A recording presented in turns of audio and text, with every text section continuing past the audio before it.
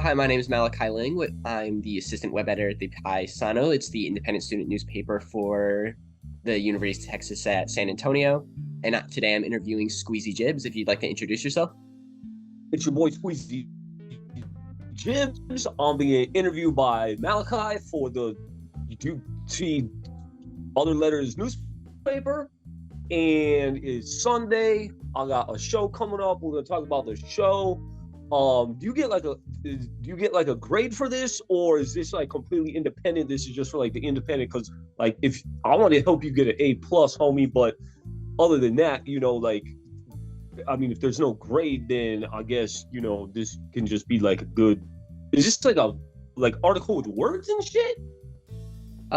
It could be both. So, we do a mix. So we have videos that we'll do. So this is recording. So then this could be like a YouTube video for our channel, but this also might be like an article of words. So it's going to be taking quotes. I like words, dog. Like, don't get it twisted. Like, words are pretty great. It's good. And then, so first I'm just going to ask, of course, because you have a large following online. You have 4 million on TikTok, I believe, like 500,000 or so on Instagram, and similar numbers across like Facebook and Twitter. So, kind of, when did you notice you started to like gain traction online? I know you've had a few big like kind of like breakout moments. You had the stuff with Wendy's with collecting all the chicken nuggets around town, and the Indiana incident. Yeah, it's been like I started making videos on YouTube in 2007, and so I mean, that's a long. I mean, you were probably like a sperm at that point, homie. And so, but like I went viral a bunch of times, like back in probably like around 2009 and 10 and 11. And so YouTube kind of like went down this path, and it was okay, but like didn't really like, I don't know, vibe with what I was trying to communicate at the time. And at the same time, like I kind of got like wrecked by this homie that like just wanted to take down a bunch of creators' YouTube channels. And so my channel actually never even recovered from that.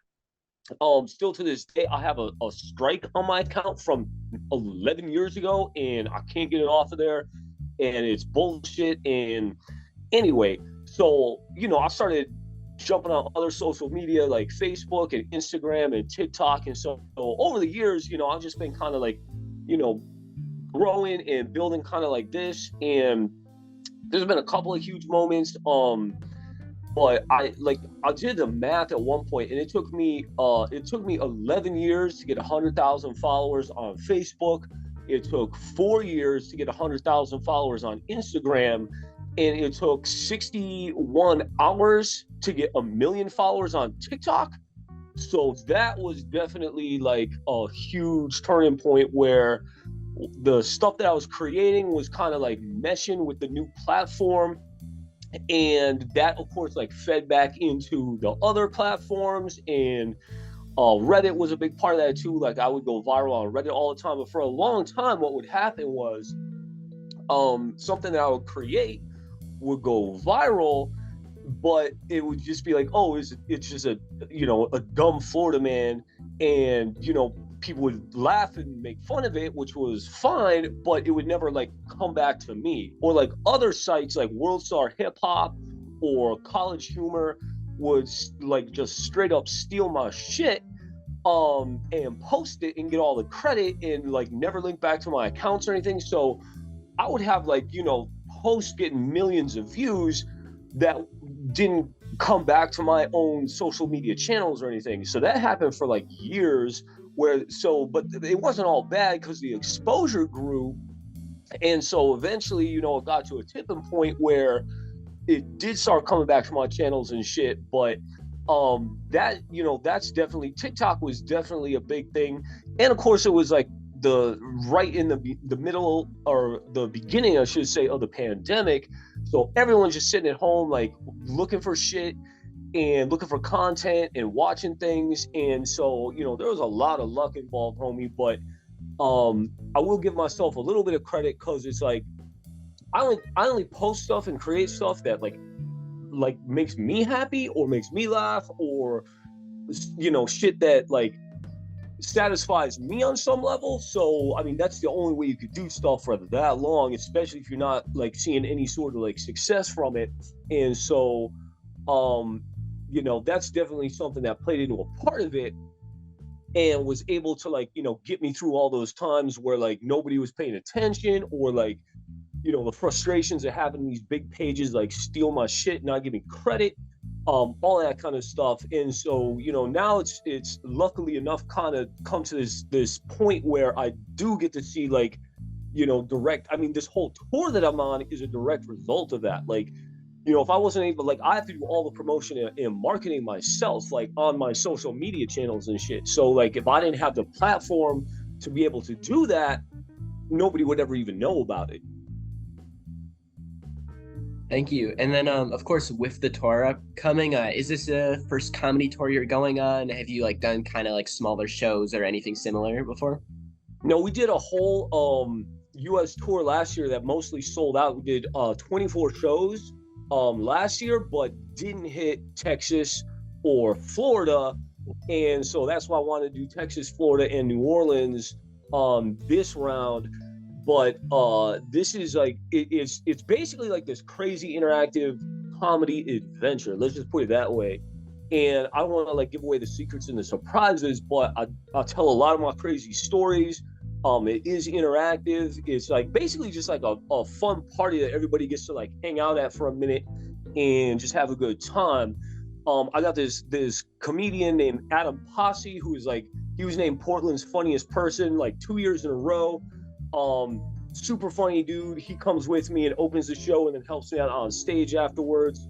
So it's the same show that we did across the United States last year, but again, like Texas, Florida, and New Orleans, and every show is completely different. Again, without like spoiling it, I don't even pick what happens in the show. It's like completely random, kind of like my life, where it's just like fun chaos.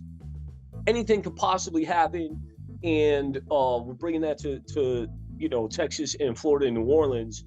But after that, this show is done. Like I'll be done with that and moving on to something else. But yeah, it's not a new show. But it is a new show because every show is different. But it's definitely completely like all the bugs are worked out. It's gonna be fun. I'll just leave it at that. Great, thank you. And then off of that, because of course you said last time you missed Florida and Texas. Before this, have you ever been to Texas? Have you been to San Antonio? Do you have like any stories that you have from the area? Yeah, so no, crazily enough, San Antonio is one of the places I haven't been before, and I'm really looking forward to it. I know you got the Riverwalk, and somebody told me that the river is full of piranhas, and if you put your foot in, you can use your toe as bait and catch piranhas. Well, I don't know, like you live there, right, homie? Like is this a real thing? Is the San Antonio River filled with piranhas? I'm not certain about that. I'd love to try it though. I'd love to dip my toe, see if we can catch anything. Hell yeah. I mean, I'm gonna be straight up honest. I do not want my entire foot to turn into a skeleton, but if we can figure out a way to just, have them just take little nibbles off of there so we can like, catch some piranhas, that'd be fucking sick, homie. Of course. Like those fish that they have in malls. You put your feet in, they eat the skin off of it. Yeah. Hell yeah. I did that in Asia, the fish spa. It's I mean, if you got ticklish feet, homie, I do not recommend it because you just be giggling and splashing, and that scares the fish, dog. Hopefully, we'll have that little version of that in San Antonio. Hell yeah, dog. And then off of that, because of course earlier you were talking about like the pandemic, and of course you said people were kind of looking around a lot. They were finding your videos a lot easier during that time. Was it easier or harder to make content during that? Because I know, I mean, a lot of things were shut down, so you couldn't really, it was harder to get like these crazy stories when you're going out and having these crazy things happen to you. That's a pretty good question. So on one hand, I had all of this stuff that I had done before the pandemic that I'd never made content about, travel shit and all that kind of stuff. Because like, you know, the India stuff, like that all happened like pre-pandemic, that kind of thing. But what's interesting about TikTok is that it's kind of like showed me a new way to make stuff. So like using the green screen filter on TikTok, which Instagram has now too, I was able to like, you know, take photos and video clips and then just, you know, talk in front of them in a way that I hadn't been able to do. So basically tell the story about, you know, picture and that kind of thing. And that was a format that, you know, kind of existed before that. So it was a combination of having a bunch of old content that I could do new things with. And I mean, I was the same as everybody else. Like I was like stuck indoors, couldn't go anywhere, was like, what the hell is going on? Like, is this like some crazy thing that like, if you just open your mouth, it's going to get inside you and like explode your lungs? Like, I didn't know what was going on. So I wanted to be safe. Somebody that was very close to me was immunocompromised at the time. So like, it was like straight lockdown, homie. And so, you know, it was, I was blessed to have a bunch of old content that I could do new things with. Lucky to have this new platform that had different tools that made it easy to turn it into shit. Also, I mean, you know, I'm not like, it's not like, oh, like you got to find the silver lining on the cloud kind of thing, but like life, I mean, you're old enough, you've been around long enough, you know this, life is fucked up, homie. Like there's the horrible shit that happens all day, every day, globally, personally, and so on. And it's real easy to get caught, especially when you're trapped, like in a situation like the pandemic, where you're forced to confront, I mean, you could call it confront your demons or whatever you want to call it, but like, you know, you have to like, you'll go crazy if you just try to look at it at face value. So for me to find the way to shift my perspective to see, all right, I'm stuck here. I was in a 1-bedroom apartment. You know, like I said, I was living with somebody that was immunocompromised. Couldn't go anywhere, couldn't do anything. What do I have? Like, what can I do right now? Like, I can make content, you know, like I can create shit. I have like, what do I have? Just looking around, and you know, there's a privilege that a lot of us in America don't really think about, and I'll just call it a rich privilege, and it's because like, yeah, we're getting fucked, you know, by like these big corporations and shit, and it's definitely not a fair system the way that the work and all of that is set up here. However, there's places, like I've been to places around the world, homie, they would kill to be poor and homeless in America. Like, we still have this fucking advantage here. Like, just the fact that we have this Zoom chat that we can talk and see each other's faces. Like, I've been to places where, like, you know, they still, like, they don't fucking have cell phones. They don't fucking have computers.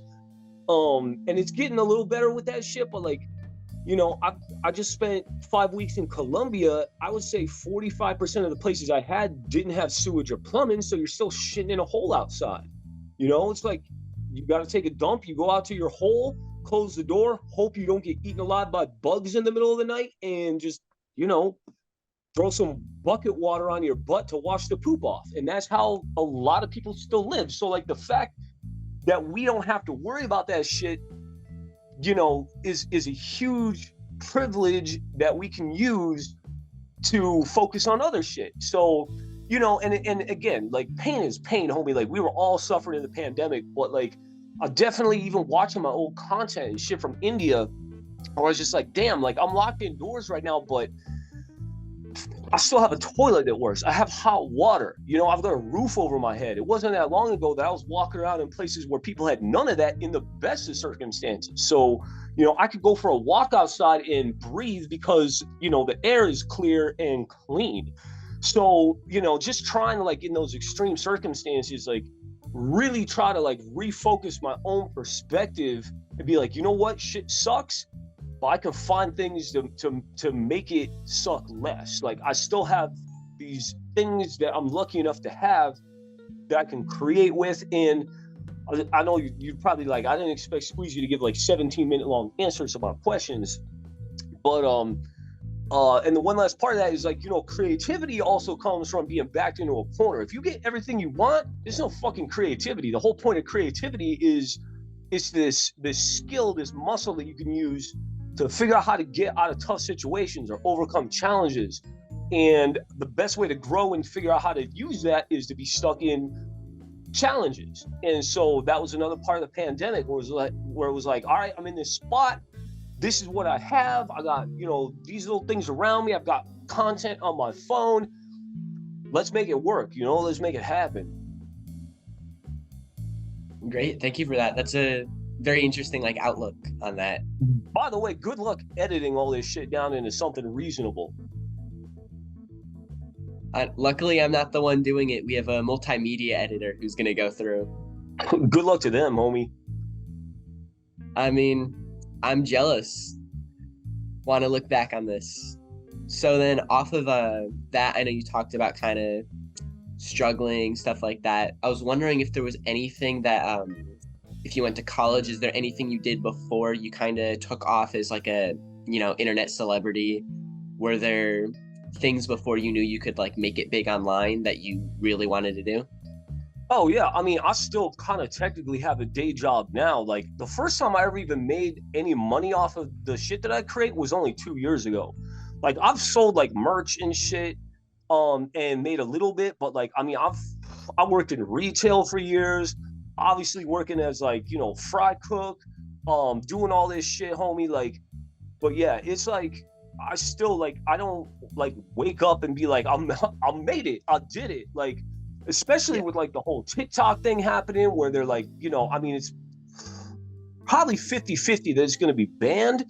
And that's, you know, like you said, 4 million followers that'll be gone overnight. And it's not the followers or the likes or anything, but like I said, with the ticket sales for the tour, that's a built-in marketing base.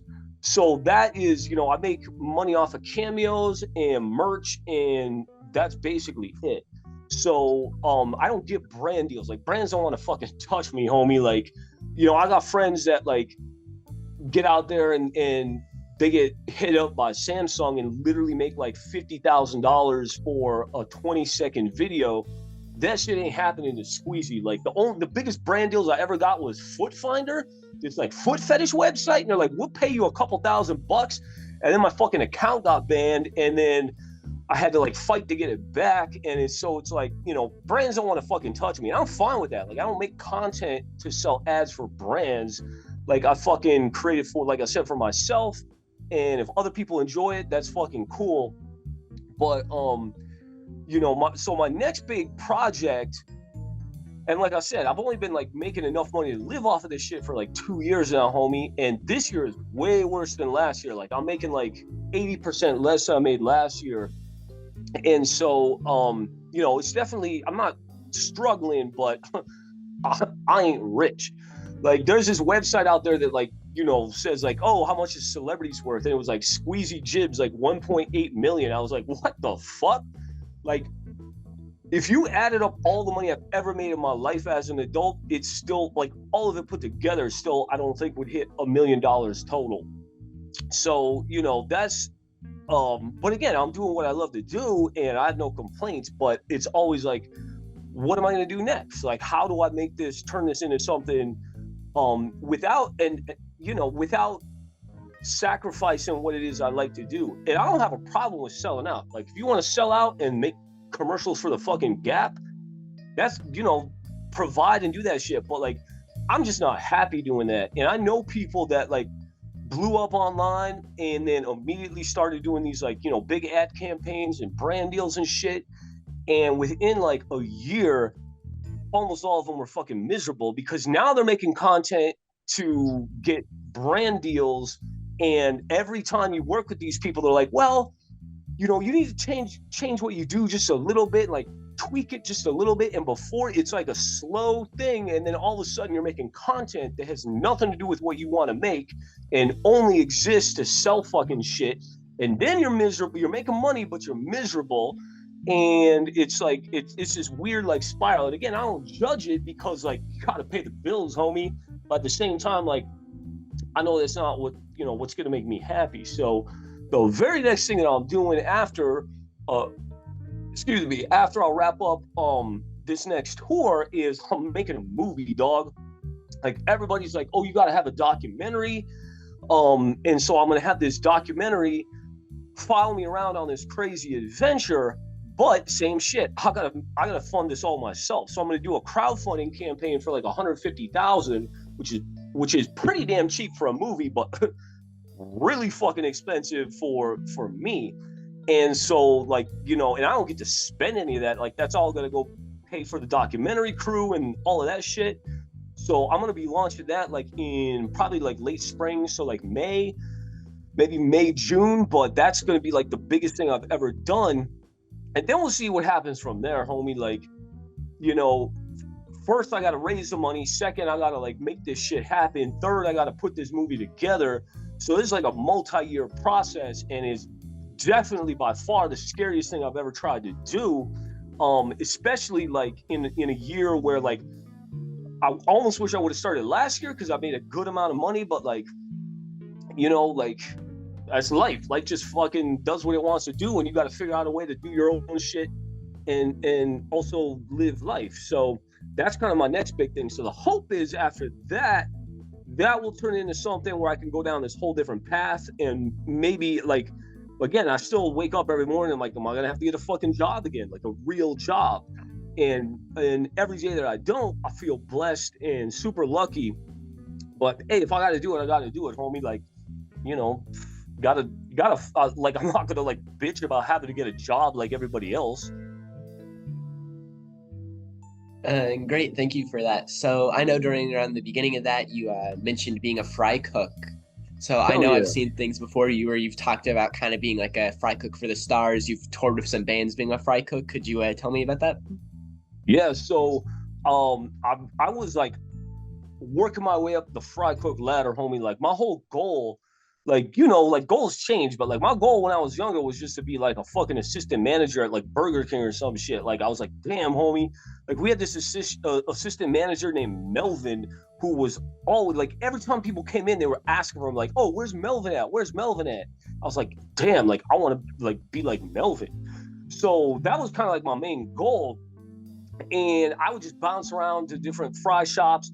The problem is with like these, these fast food restaurants, you can't just like invent some kind of new food. Like you got to cook what they want you to cook, which I guess is fine. But like, that's another thing that made Melvin so cool. We would shut down for the night. You'd be like, hey, let's try something. Like, let's throw some like garlic in there, or like let's fucking put, I brought some Parmesan cheese. He like opened up his jacket and he had like a little pouch of Parmesan cheese. He's like, let's make some fries and put some Parmesan cheese on it. And Melvin taught me to like really think outside the box. And so like at one point I was working at a Pizza Hut, and we would just go crazy, homie. Like be like, what would happen if instead of using the red sauce we put ranch? Like, let's just make a pizza with ranch instead of tomato sauce. So like we would get fucking nuts, homie, and it put like quadruple bacon on there and shit. So I would just start experimenting, and that's what I did with the fries, dog. Like I would just get to a point where after hours I would start making my own fry concoctions, and I would just get, I would just do the best that I could do with what I had. And yeah, dog, I got discovered. So I got discovered for my fries. People started asking for my fries and shit. And I got in with these, these bands and even like other celebrities. Like I cooked fries for Arnold Schwarzenegger, homie. Sorry, my alarm just went off. So yeah, I would like, cook fries for everybody. And when I was cooking for the bands, I got passed around kind of like a fried groupie. And I wasn't making like a ton of money or anything, but it was just fun, like doing the experience and cooking fries for everybody. Homie, it was ridiculous. And like to this day, it's still pretty much the only thing I know how to cook, because I'm not a chef by any means. I just like, it's Bruce Lee. Bruce Lee was like, I ain't afraid of the man that practiced 10,000 kicks. I'm afraid of the man that practiced one kick 10,000 times. And that's me. My one kick is my garlic fries, homie. And I can make garlic fries better than anybody. As far as anything else, no. Awesome. Thank you for that. So, of course, on that, gonna jump back a little talking about the movie. So, of course, it's like a big kind of venture. Other than like it being a documentary, have you really thought of anything you're really gonna do with it? Have you like kind of planned out like, oh, I want to go do this and this on it? Have you like come up with any names yet? Oh yeah, I got like, I mean, the whole thing is like, I've been like working on this shit for a year, like putting it together and figuring out, but I can't tell you any of that shit right now, homie. That's all top secret. So, a little bit more will come out when I launch the crowdfunding campaign, because obviously people got to know, what they're putting their money into. But, yeah, it's kind of top secret. It's something I've been really working toward and trying to make happen for a long time, and just kind of putting little thoughts together here and there. And I really started ramping up about 6 months ago and started getting some people involved. And all I can say is it's gonna be fucking crazy. I don't know if it's gonna be good, but it's gonna be fucking crazy. And so my hope is, put that together and take it out to festivals, or even do like showings for it, that kind of thing. So, we'll see what happens, dog. Great, thank you. So I, of course, look forward to seeing whatever you release about that in the upcoming months, in the upcoming year, whatever. And I'm just going to kind of bring this back to San Antonio. We were talking about it earlier. So other than the show, do you have any like plans for what you want to do when you're in San Antonio? Are you going to check out something like the Alamo, the Riverwalk? Yeah, so I'm going to hit both of those up as much as I can. The tricky thing is about the tour situation is, especially this one. So we're doing 6 shows in like 9 days, and it's like boom, boom, boom, boom, boom. So basically, like, I fly into Austin. I have to pick up all my merch in Austin, fly to San Antonio the next day. I have maybe 4 hours to see San Antonio, and then we got to go to the venue, do the show, probably hang out an hour or two afterwards, maybe go down to like Riverwalk, hit some bars up or something, just see what we can. And then we got to go back to the hotel, go to sleep, and wake up the next morning, go back to Austin and do a show there that night. And so that's essentially what the tour is like, is, it's like do a show, try to see as much as you can of the city in 4 to 6 hours, get as much sleep as you can, wake up the next morning, drive. Thankfully, the drive from, San Antonio back to Austin is only like an hour or two. Sometimes like we got to do that shit and then drive 8 hours and show up at a place, do the show, crash, and do it all over again. And so, I'm older, so I told the tour company, I was like, I'm not doing one show a night. Like, if we can build in, a couple days where I get to like chill and see shit. And we did that for the US tour last year, but this one was like just all the way across. So it's like, 2 shows in Texas, New Orleans, 3 shows in Florida, and then pretty much done and back. So I'm only going to be gone, I think, for like 9 days total, maybe 9 or 10 days. So that said, I'm going to be staying like, kind of downtown area, like near the venue. You got recommendations? Like, and again, keep in mind, like, I don't have time to like, go on a full tour or anything like that. But like, if I got to eat at one restaurant, or if I got to like see one cool thing, if there's like even a stretch of the Riverwalk, like, what do you suggest, homie? I can't think of a restaurant right off the top of my head, but I'll send you some things. San Antonio is like known for its tacos, pretty much. So that's what I'm talking definitely about, have to stop, get some Mexican food. There's a lot of small like local places in the area, especially near the venue Paper Tiger. I know there's a few. I go there for concerts all the time, so I've kind of worked my way around and gotten food in that area. Hell yeah, that would be a huge. I love tacos, and even like the mom and pop shops. Like, sometimes like the big popular ones are pretty good, but like I like the local ones that like people know are like legit. So yeah, if you could send me any of that, that'd be sick, homie. Yeah, I know there's a few places that have really good barbacoa in like Viria. That's what I'm talking about, dog. Birria and barbacoa for real. Yeah, that would be fucking great. You send me that, homie, we'll be set. Of course. And then of course, I don't know when you have time. I of course recommend like checking out the Alamo. You know, it's kind of like the big thing. Remember the Alamo, Like of how far course. out from how far out from the venue is that? I don't think it's pretty far. I know that the venue's kind of close to downtown San Antonio, and that's the very like general area. The Riverwalk is maybe 10-minute, 20-minute walk from the Alamo, so it's all in the same area. Oh hell, okay, yeah, I could definitely make that. So I could do the Alamo like during the day before we get to the venue, and then is the Riverwalk. So like the show, like we'll probably wrap up around like 11:30. Like the show's not going to go that late, but we have to do like wrap up for like an hour or two.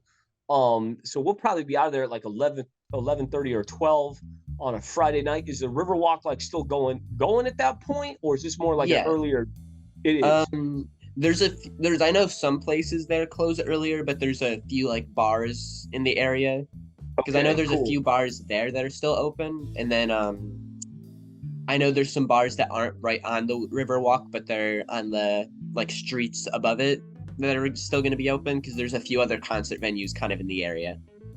So maybe like walk through the Riverwalk and check out Alamo earlier, and then maybe come back to it and grab a drink or something after the show later. Sounds good. Hell yeah. I don't really have any more questions for you. I'm just gonna ask, is there anything else you'd like to add before our time runs out? Nah, homie. Like, thank you for taking the opportunity.